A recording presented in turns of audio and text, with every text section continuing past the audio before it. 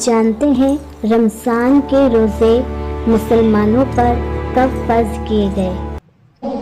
کیا روزے صرف اسی امت کے لیے ہیں یا پہلے کی امتوں پر بھی فرض تھے؟ حضرت آدم علیہ السلام، حضرت نوح علیہ السلام اور حضرت موسیٰ علیہ السلام کس طرح روزے رکھتے تھے؟ اور کیا آپ جانتے ہیں کہ حضرت داؤد علیہ السلام کا روزہ سب سے خاص الگ کیوں تھا؟ وہ کیسے روزہ رکھتے تھے؟ حضرت مریم علیہ السلام کا خاص روزہ کیا تھا اور وہاں عام روزوں سے کیسے الگ تھا؟ کیا ہر امت کے روزے رمضان المبارک کی طرح 30 دنوں کے ہوتے تھے؟ کیا ان میں فرق تھا؟ حضرت موسیٰ علیہ السلام کو کتنے دنوں تک روزہ رکھنے کا حکم ملا تھا؟ اور کیا آپ جانتے ہیں حضرت ابراہیم علیہ السلام پر ہر مہینے کتنے دن روزے رکھا کرتے تھے؟ کیا رمضان کے روزے صرف اور صرف بھوکے پیاسے رہنے کا نام ہے یا اس کا مقصد کچھ اور بھی ہے؟ کیا آپ جانتے ہیں رمضان کے مہینے میں پہلی بار قرآن کب اور کہاں نازل ہوا؟ رمضان میں آسمان کے دروازے کھول دیے جاتے ہیں، اس کا مطلب کیا ہے؟ اور کیا آپ جانتے ہیں کہ یہودی اور عیسائی قوم بھی روزہ رکھتی تھی، لیکن ان کا طریقہ کیا تھا؟ پیارے عزیزو، ان سارے سوالوں کے جواب ہم آپ کو آج اس ویڈیو میں عنایت فرمانے والے ہیں، اسی لیے آپ سے گزارش ہے کہ ویڈیو کو آخر تک ضرور دیکھیے۔ اللہ رب العالمین نے قرآن مجید کی سورہ بقرہ آیت نمبر 183 میں فرمایا ہے، اے ایمان والو، تم پہ روزے فرض کیے گئے ہیں جیسے تم سے پہلے لوگوں پہ فرض کیے گئے تھے تاکہ تم پرہیزگار بن جاؤ۔ میرے عزیزو، رمضان میں جب کوئی روزہ دار صرف اللہ تعالیٰ کے حکم پر بھوک اور پیاس سہتا ہے، صبر کرتا ہے، تو اللہ تعالیٰ اسے صبر کا بہترین بدلہ عطا فرماتا ہے۔ اس مہینے کی فضیلت سے اللہ تعالیٰ انسانوں کے رزق میں برکت ڈال دیتا ہے اور غریب سے غریب انسان کو بھی اپنی نعمتوں سے نواز دیتا ہے۔ اسی لیے میرے عزیزو، اس مہینے کو ماہ وسعت رزق بھی کہا جاتا ہے۔ اس ماہ مبارک کے کل 4 نام ہیں: ماہ رمضان، ماہ صبر، ماہ مواسات اور ماہ وسعت رزق۔ روزہ صبر ہے جس کی جزا رب ہے اور وہ اسی مہینے میں رکھا جاتا ہے، اسی لیے اسے ماہ صبر کہتے ہیں۔ مواسات کا معنی ہے بھلائی کرنا، چونکہ اس مہینے میں سارے مسلمانوں سے خاص کر اہل قرابت سے بھلائی کرنا زیادہ ثواب ہے، اسی لیے اسے ماہ مواسات کہتے ہیں۔ اس میں رزق کی فراخی بھی ہوتی ہے اور غریب بھی نعمتیں کھا لیتے ہیں، اسی لیے اس کا نام ماہ وسعت رزق بھی ہے۔ یاد رکھیے پیارے عزیزو، کعبہ معظمہ مسلمانوں کو بلا بلا کر دیتا ہے اور یہ آ کر رحمتیں بانٹتا ہے، یعنی رمضان المبارک خود آ کر ہم پہ اپنی رحمتیں برساتا ہے۔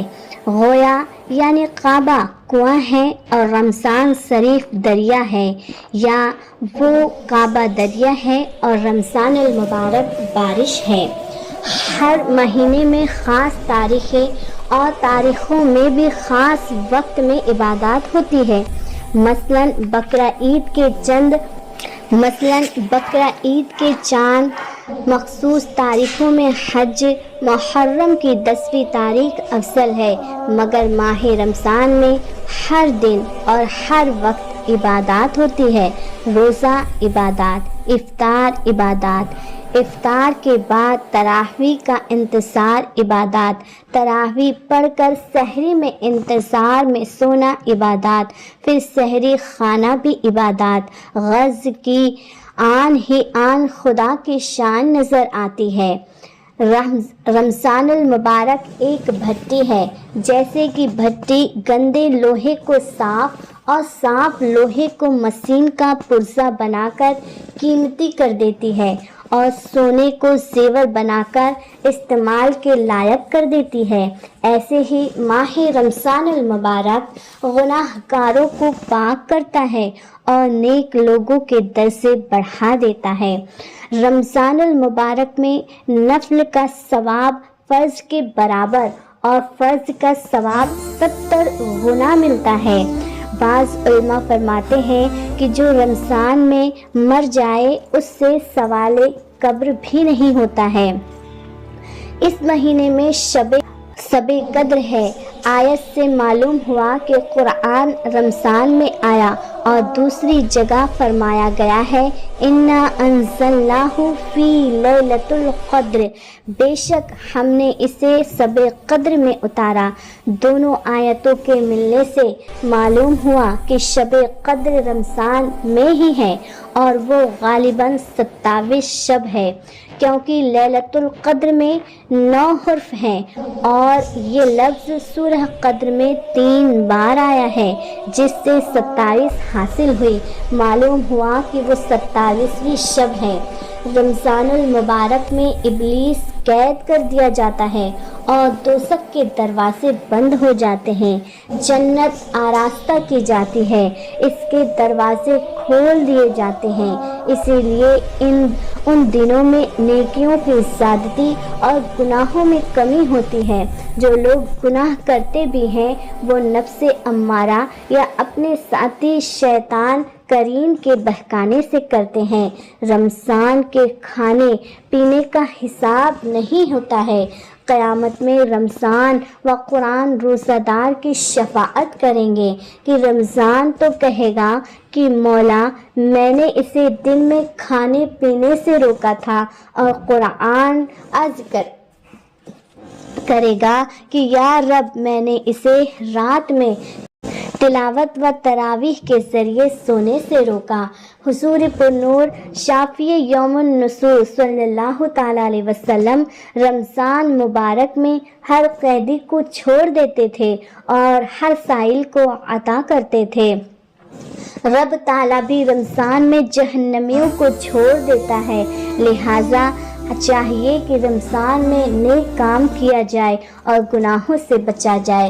قرآن کریم میں صرف رمضان شریف ہی کا نام لیا گیا ہے اور اسی کے لیے فضائل بیان ہوئے ہیں۔ کسی دوسرے مہینے کا نہ صراحتاً نام ہے، نہ ایسے فضائل مہینے میں صرف ماہ رمضان کا نام قرآن شریف میں لیا گیا ہے۔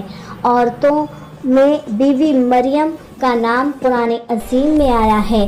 صحابہ اکرام علیہم الرضوان میں صرف حضرت سیدنا زید بن حارث کا نام قرآن میں لیا گیا ہے، جس سے ان تینوں کی عظمت ہمیں معلوم ہوتی ہے۔ رمضان المبارک میں افطار اور سحری کے وقت دعا قبول ہوتی ہے، یعنی افطار کرتے وقت کھجور وغیرہ کھا کر یا پانی پینے کے بعد اور سحری کھا کر یہ مرتبہ کسی اور مہینے کو حاصل نہیں ہوا ہے۔ رمضان میں 5 حرف ہیں، رو، میم، ضاد، الف، نون۔ رو سے مراد رحمت الہی ہے، میم سے مراد ہے محبت الہی، اور ضاد ہے، اور ضاد سے مراد زمانہ الہی ہے۔ الف سے مراد امان الہی ہے اور نور سے مراد نور الہی ہے۔ اور رمضان میں 5 عبادات خصوصی ہوتی ہے: روزہ، تراویح، تلاوت قرآن، اعتکاف اور شب قدر میں عبادات۔ تو جو کوئی صدق دل سے یہ 5 عبادات کرے وہ ان 5 انعاماتوں کا مستحق ہے۔ میرے عزیزو، مسلمان اس پاک مہینے میں خاص طور پر ہر گناہ سے بچتا ہے۔ جب تک اللہ کا حکم نہیں ہوتا کوئی بھی چیز نہیں کھاتا، نہیں پیتا۔ اگر ہم تاریخی اور مذہبی حوالے سے دیکھیں تو ہمیں پتہ چلتا ہے کہ حضرت آدم علیہ السلام کے زمین پر آنے کے بعد سے ہی روزہ رکھنے کی شروعات ہو چکی تھی، اور یہیں سے روزے کی ایک لمبی، پاک اور صبر سے بھری تاریخ شروع ہوتی ہے۔ بتایا جاتا ہے کہ حضرت آدم علیہ السلام ہر مہینے 3 دن روزہ رکھتے تھے، اور یہاں بھی کہا جاتا ہے کہ جب جنت سے زمین پہ آنے کے بعد حضرت آدم علیہ السلام نے اللہ تعالیٰ کے سامنے توبہ کی تو انہی توبہ کے لیے وہاں یہ روزے رکھا کرتے تھے۔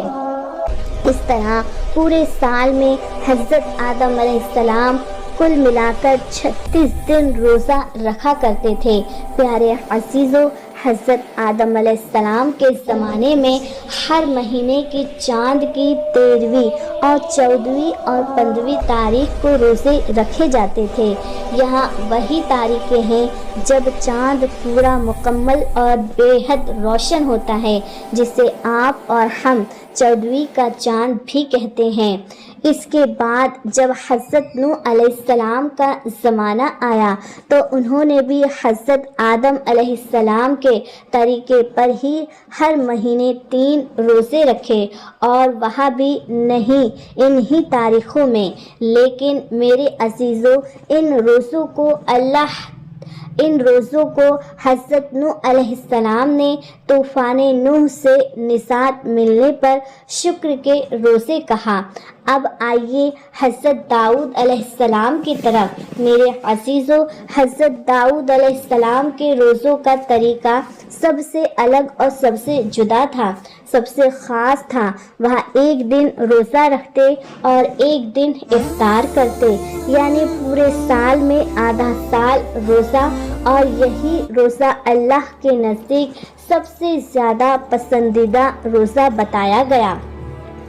اس کے علاوہ حضرت سلیمان علیہ السلام ہر مہینے میں 9 دن روزے رکھتے تھے، اور مہینے کی شروعات میں 3 دن، مہینے کے بیچ میں 3 دن اور مہینے کے آخر میں 3 دن۔ میرے عزیزو، حضرت ابراہیم علیہ السلام بھی حضرت آدم علیہ السلام کے طریقے پر ہر مہینے 3 دن روزہ رکھتے تھے، لیکن کچھ روایات پر بھی بتائی جاتی ہے کہ حضرت ابراہیم علیہ السلام پورا مہینے بھی روزہ رکھتے تھے۔ اب بات کرتے ہیں حضرت موسیٰ علیہ السلام کی۔ میرے عزیزو، حضرت موسیٰ علیہ السلام کے روزوں کا طریقہ واقعی سب سے الگ تھا۔ اللہ رب العزت نے حضرت موسیٰ علیہ السلام کو لگاتار 3 مہینے روزہ رکھنے کا حکم دیا، اور فرمایا کہ ان روزوں کی برکت سے تم اللہ سے ملاقات کرو گے اور ہم کلامی کا شرف حاصل کرو گے۔ جب 3 مہینے پورے ہو گئے اور اللہ تعالیٰ سے بات کرنے کا دن آیا تو حضرت موسیٰ علیہ السلام نے سوچا، اتنے دنوں کے روزوں کے بعد کیا میں اپنے منہ کی بو کے ساتھ اللہ سے ملاقات کروں؟ اور اسی خیالات سے انہوں نے ایک پیڑ کی شاخ توڑی اور اس سے مسواک کر لی۔ لیکن میرے عزیزو، یہ اللہ کے حکم میں بنا اجازت داخل تھا، اسی لیے اللہ تعالیٰ نے انہیں 10 دن روزے رکھنے کا حکم دیا، اور اس طرح حضرت موسیٰ علیہ السلام کے روزے 40 دن پورے ہوئے۔ میرے عزیزو، قرآن مجید میں حضرت مریم رضی اللہ تعالی عنہا کے روزے کا بھی ذکر ملتا ہے۔ حضرت مریم رضی اللہ تعالی عنہا کا روزہ بھوک اور پیاس کا نہیں تھا، بلکہ کسی سے بات چیت نہ کرنے کا تھا، یعنی خاموشی کا روزہ۔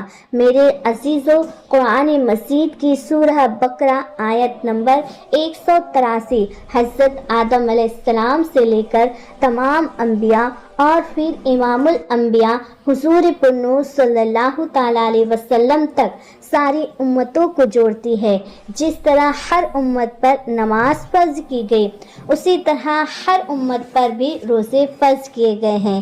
ہاں پیارے عزیزو، پچھلی امتوں کے روزے ان کے حوالے کے مطابق تھے، پچھلی امتوں کے روزے ان کے حالات کے مطابق تھے۔ روزوں کی تعداد، وقت، تاریخ آج بھی امت سے الگ ہے۔ رمضان المبارک کے روزہ دوسری امتوں پر فرض نہیں تھے، بلکہ حضرت محمد صلی اللہ تعالیٰ علیہ وسلم کی امت پر رمضان کا روزہ ہجرت کے 1.5 سال بعد 10 شعبان المکرم سن 2 ہجری مدینہ منورہ میں فرض کیے گئے، اور یہی ہے میرے عزیزو رمضان کے روزوں کی پاک، صبر بھری اور روح کو روشن کرنے والی تاریخ۔ پیارے عزیزو، اللہ پاک نے فرمایا ہے کہ ماہ رمضان وہی مبارک مہینہ ہے جس میں قرآن کریم نازل کیا گیا۔ وہ قرآن جو انسانوں کے لیے ہدایت ہے، صحیح اور غلط کے بیچ کا فرق بتانے والا ہے۔ اللہ پاک نے یہ بھی فرمایا کہ تم میں سے جو کوئی اس مہینے کو پائے اسے اس برکت والے مہینے میں روزے رکھنے چاہیے، اور اگر کوئی شخص بیمار ہو یا سفر میں ہو اور اس کے روزے چھوٹ جائیں تو اللہ پاک نے رعایت دی ہے، وہاں ان روزوں کو بعد میں پورا کر سکتا ہے۔ میرے عزیزو، ہمارا رب بڑا مہربان ہے، اس کا ارادہ ہمارے ساتھ آسانی برتنے کا ہے، سختی کا نہیں۔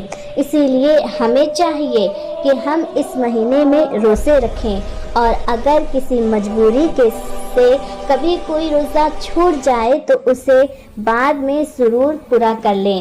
اور ہاں، ہمیں اللہ کی اس عظیم نعمت پر دل سے شکر ادا کرنا چاہیے۔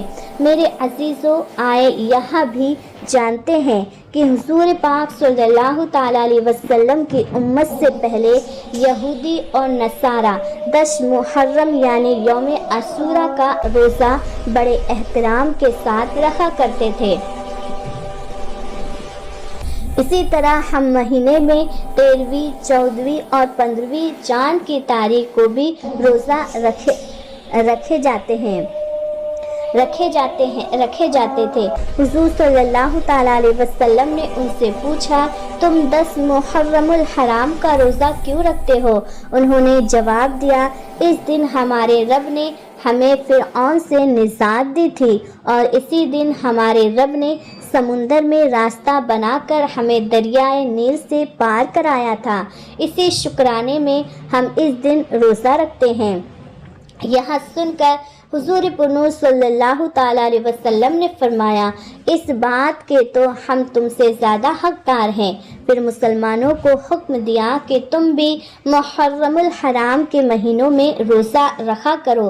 یہودی 1 روزہ رکھتے ہیں تو تم 2 روزے رکھا کرو، ایک 9 تاریخ کو اور ایک 10 تاریخ کو۔ پھر جب کچھ وقت گزرا تو ہر مہینے 3 دن روزے رکھنے کا حکم دیا گیا۔ چاند کی 13ویں، 14ویں اور 15ویں تاریخ کو مسلمان بڑے شوق اور احترام سے ان روزوں کو رکھا کرتے تھے، لیکن جب رمضان المبارک کے روزے فرض کر دیے گئے تو ان روزوں کو سنت روزے کا درجہ دے دیا گیا۔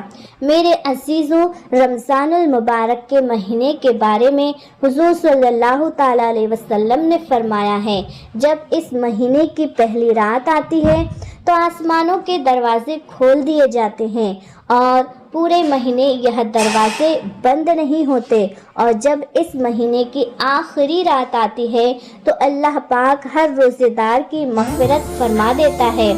سوچئے تو کتنی بڑی رحمت ہے۔ میرے عزیزو، اسلام میں زیادہ تر اعمال کے پیچھے کسی نہ کسی نیک بندے کی یاد اور کوئی نہ کوئی مقصد چھپا ہوتا ہے۔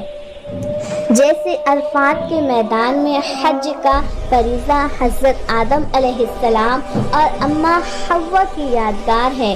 قربانی کا نیک عمل حضرت ابراہیم اور اسماعیل علیہ السلام کی سنت ہے۔ صفا اور مروہ کی سیدہ حاجرہ کے ان قدموں کی یاد ہے جو انہوں نے اپنے بچے کے لیے 2 پہاڑوں کے درمیان دوڑتے ہوئے اٹھائے تھے۔ میرے عزیزو، یہاں دن صرف حکموں کا نہیں، یادوں کا، قربانیوں کا اور محبتوں کا دن ہے، اور رمضان المبارک اسی محبت کا سب سے خوبصورت تحفہ ہے۔ اسی طرح میرے پیارے دوستوں اور عزیزوں، ہمارے پیارے آقا حضور پنو صلی اللہ تعالیٰ علیہ وسلم رمضان المبارک کے مہینے میں کچھ دن کھانے پینے سے پرہیز فرمایا کرتے تھے۔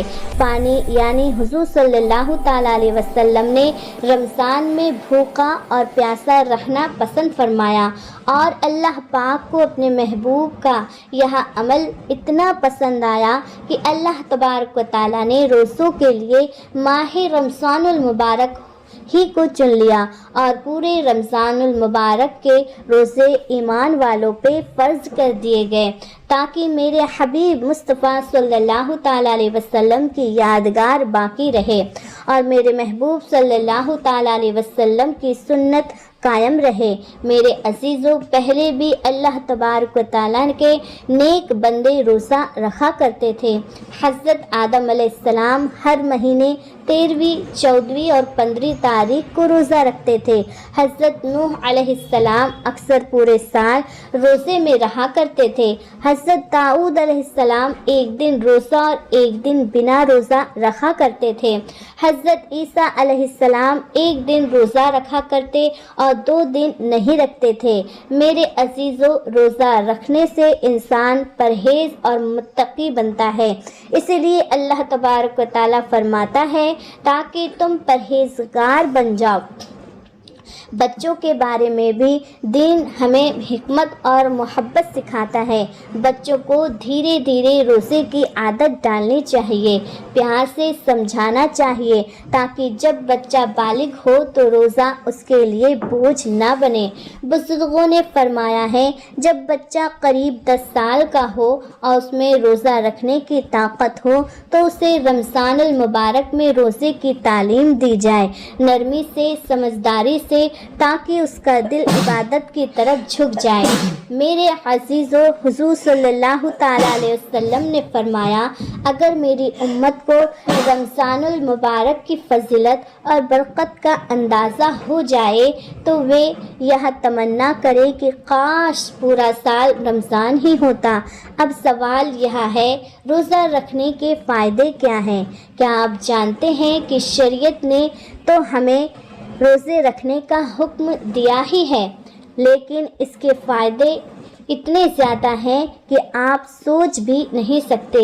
آج کا دور سائنس کا دور ہے، ریسرچ کا دور ہے، اور سائنسدانوں نے روزے پر بھی ریسرچ کی ہے۔ انہوں نے بتایا کہ روزہ صرف عبادات ہی نہیں، صحت کا خزانہ بھی ہے۔ آئیے سائنس کی روشنی میں روزے کے کچھ فائدے سمجھتے ہیں۔ نمبر 1، سائنسدان کہتے ہیں کہ روزہ دل اور دماغ دونوں کے لیے بہت فائدہ مند ہے۔ روزہ دل کو مضبوط اور دماغ کو تازہ بنا دیتا ہے۔ نمبر 2، جو شخص روزہ رکھتا ہے اس کا بلڈ پریشر نہ زیادہ بڑھتا ہے نہ زیادہ گھٹتا ہے، بلکہ ضرورت کے مطابق نارمل رہتا ہے۔ اسی لیے آپ دیکھتے ہیں جو لوگ 11 مہینے بی پی سے پریشان رہتے ہیں، رمضان المبارک میں روزہ رکھنے پر اللہ عز و جل کے فضل و کرم سے انہیں راحت ملتی ہے۔ نمبر 3، روزہ دار کم غذا استعمال کرتا ہے جس سے بدن کی فالتو چربی خود بخود پگھلنے لگتی ہے۔ ہم سال بھر ایکسرسائز کرتے ہیں، واکنگ کرتے ہیں، دوڑتے ہیں، لیکن رمضان میں صرف روزہ ہی یہ کام کر دیتا ہے۔ میرے عزیزو، روزہ سے بھوکا رہنے کا نام نہیں، یہ صبر ہے، شکر ہے، تقویٰ ہے اور اللہ عز و جل سے قریب ہونے کا سب سے خوبصورت راستہ ہے۔ میرے عزیزو، انسان کے جسم میں جو بلا وجہ موٹاپا آ جاتا ہے وہ روزہ رکھنے سے دھیرے دھیرے ختم ہونے لگتا ہے۔ نمبر 4، لوگ اکثر کہتے ہیں بھوکے پیاسے رہو گے تو صحت مند کیسے رہو گے، لیکن حقیقت یہ ہے کہ روزہ رکھو صحت مند ہو جاؤ گے۔ جسم روزہ رکھ کر دیکھیے جسم کے اندر کتنے بڑے بڑے بدلاؤ آ جاتے ہیں، ایسے بدلاؤ جس کے لیے ہم سال بھر پیسے خرچ کرتے رہتے ہیں، پھر بھی ویسا اثر جسم میں پیدا نہیں ہوتا۔ نمبر 5، روزہ رکھنے سے نظام ہاضمہ یعنی ڈائجسٹو سسٹم کو پورا آرام ملتا ہے اور اس کا سیدھا اثر جگر پر دکھائی دیتا ہے۔ جب جگر ٹھیک ہوتا ہے تو جسم کے بہت سے حصے اپنے آپ ٹھیک ہونے لگتے ہیں۔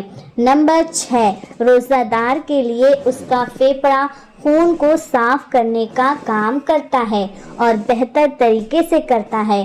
روزے کی حالت میں خون کی سپلائی کچھ کم ہو جاتی ہے اور جب ایسا ہوتا ہے تو پھیپھڑوں میں جمع ہوا گندا خون دھیرے دھیرے پگھلنے لگتا ہے، اس طرح پھیپھڑے بالکل صاف ہو جاتے ہیں۔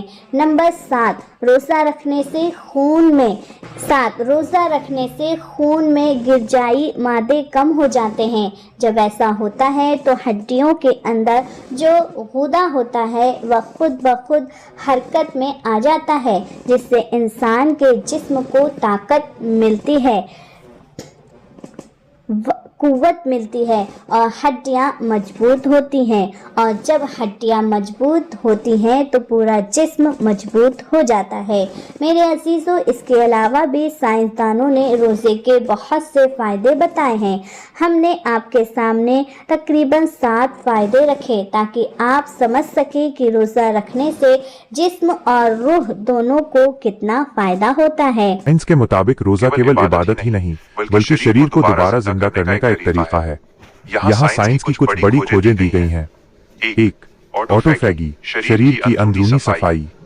جاپانی ویگیانک یوشینوری اوسومی کو 2016 میں نوبل پرسکار ملا کیونکہ انہوں نے کھوجا کہ روزہ رکھنے سے شریر میں آٹوفیجی شروع ہوتی ہے۔